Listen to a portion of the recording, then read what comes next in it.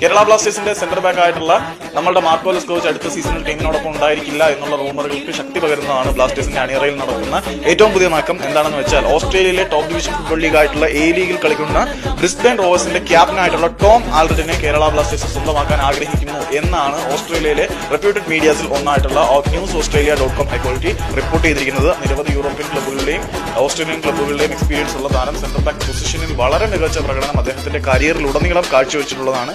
നിലവിൽ താരം ബ്രിസ്ബേൻ റോവേഴ്സിന്റെ താരമാണെങ്കിൽ പോലും ഈ ഒരു സീസണോട് കൂടി കോൺട്രാക്ട് അവസാനിക്കുകയാണ്.